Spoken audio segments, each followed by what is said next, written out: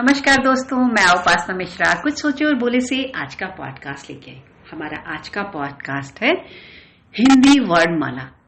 हम सब ने बचपन से हिंदी की वर्णमाला तो जरूर पढ़ी होगी, जिसमें आ से अनार और बड़े आ से आम सिखाया गया है, छोटी ई से इमली और बड़ी ई से ईश्वर सिखाया गया है। आज हम हिंदी की वर्णमाला के इन शब्दों से कुछ नया सीखेंगे और जिन्हें अगर हम सीख जाएं तो हमारी जिंदगी में बहुत कुछ अच्छा हो सकता है। एक नया प्रयोग, एक नई हिंदी वर्णमाला जो हमारे जीवन में सुधार भी करेगी और हमारे जीवन का विस्तार भी करेगी। तो चलते हैं हमारी वर्णमाला की तरफ। छोटा आ से अब क्या सोचते हो? बड़ा आ, आओ अब अपना कल्याण करो। छोटी ई, इस विषय पर आपने कभी सोचा भी नहीं। बड़ी ई, ईश्वर ने ही तो आपको इस धरती पर भेजा है। छोटा ओ, अपने आपके लिए उत्तर ढूंढने होंगे। बड़ा ओ, उसे जानने के लिए स्वयं को तैयार करना होगा। एक ही ईश्वर सब धर्मों का है, नाम अलग अलग है। ऐसे ज्ञान को कभी आपने जानना ही नहीं चाहा। ओ, इधर उधर भटकने के बजाय भगवान की ओर अग्रसर हो। औरों से आपको अधूरी जानकारी मिलेगी। कौन है वह? जब यह प्रश्न उठ रहे हैं, खोने से अच्छा है उसे जान लो। सवाल गंभीर बिल्कुल भी नहीं, सरल शब्दों में ईश्वर हम सबका माता पिता है। हम उस ईश्वर के घर से आए हैं और असली घर हमारा वही है। जब तक चाह नहीं उससे मिलने की, उसका मिलना मुश्किल है। माया के बंधन छोड़कर ही उसकी छाव का आभास होगा। इस जग का पालनहार। उसके प्यार के झरने से नहाओगे तो आत्मा पवित्र प्योर हो जाएगी। ऐसे लोगों की टोली बनाओ जिन्हें ज्ञान की बातें करना पसंद हो। अक्सर लोग ज्ञान की बातों को ठुकरा कर गपशप करना चाहते हैं। ढक्कन वाला कुछ लोग ढोंग करते हैं, पर उनको अच्छी बातें सही संगत अच्छी नहीं लगती। किसी के भी गुण देखें, अवगुण नहीं। जिस तरह से मन अच्छा रखने के लिए अच्छी सोच होनी चाहिए, उसी तरह तन के स्वास्थ्य के लिए योगा टहलना जरूरी था। जीवन में बहुत ज्यादा की चाहना नहीं, बल्कि थोड़े से संतुष्ट होना सीखना चाहिए। अक्सर हर कोई हाथ फैलाकर मांग रहा है।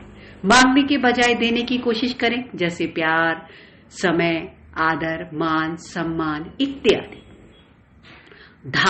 ईश्वर का ध्यान हमेशा सही मार्ग दिखाता है।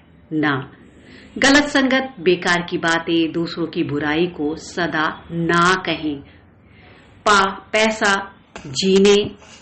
पैसा जीवन जीने और आवश्यकताओं को पूरा करने के लिए अति आवश्यक है, पर उसको गलत ढंग से कमाना नहीं चाहिए। कोई भी फैसला लेने से पहले उसके परिणाम पर अवश्य विचार करें। बुराई इंसान का जीवन खराब कर देती है, इसलिए बुरी आदतें ना डालें। अक्सर देखा गया है कि व्यक्ति भाग्य के भरोसे बैठकर मेहनत नहीं करते, उन्हें कुछ भी प्राप्त नहीं होता।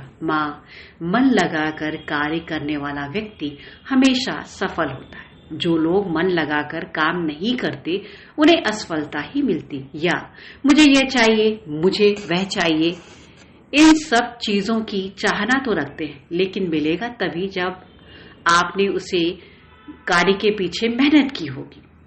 जीवन में आगे बढ़ने का एक ही सिद्धांत कार्य करता है। उस कार्य को अगर रोज किया जाए तभी उसमें सफलता मिलती है। अगर आपने लोभ लालच में धन को इकट्ठा किया, लेकिन लोगों के साथ अच्छे रिश्ते नहीं बनाए, तो समय पर संपत्ति भी काम नहीं आती और लोग भी मौजूद ही नहीं रहेंगे। कहते हैं वक्त से बड़ा कोई टीचर नहीं, इसलिए अपना वक्त कभी भी बर्बाद नहीं करना चाहिए, सदैव उसका उपयोग करना चाहिए। शांत मन सभी समस्याओं के हल खोज सकता है। श जिस तरह से षटकोण के सारे खाने जो रंग बिरंगे होते हैं मौजूद हैं, उसी तरीके से हमारे जीवन में भी तरह तरह की समस्याएं आती हैं, पर हम उन सब का जब सामना करते हैं तो उसमें फंसते नहीं, निकल जाते हैं। साहस का एक कदम अगर हम आगे बढ़ाते हैं तो 100 कदम भगवान हमारे साथ आकर खड़ा हो जाता है। हाँ, हार और जीत के डर से अगर कोई काम करेंगे ही नहीं तो आपको कैसे पता चलेगा आप इसमें जीतेंगे या हारेंगे। हमें ज्ञानवर्धक बातों को सुनना चाहिए, पढ़ना चाहिए, उसी से हमारी बुद्धि का विकास होगा। 6 याद रखिए, अगर कोई व्यक्ति या किसी से कोई गलती हो जाए तो उसे क्षमा अवश्य करें, क्योंकि जब कभी हम गलतियां करते हैं तो भगवान भी हमें क्षमा कर देता है, हमारी गलतियों को अपने दिल में नहीं रखता। आपको और हमें ईश्वर ने कान सुनने के लिए दिए, हमें अच्छी बातों को सुनना चाहिए कि व्यर्थ की बातें सुनकर अपना समय बर्बाद नहीं करना चाहिए। री माने ऋषि। भारत ऐसा देश है जहां पर हजारों ऋषि मुनियों ने जन्म लिया और जिन्होंने अपने ज्ञान के महान ग्रंथ लिखे, जिन्हें आज हम सब लोग पढ़ रहे हैं और पढ़ते हैं, जैसे रामचरितमानस, महाभारत, गीता।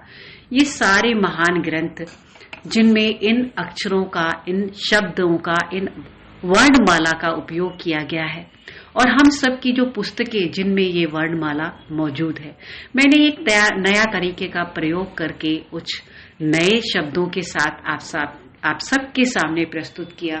तो आप बताइएगा आपको ये वर्णमाला कैसी लगी। इसे सुनकर आपको भी कुछ नया सीखने का मौका मिलेगा।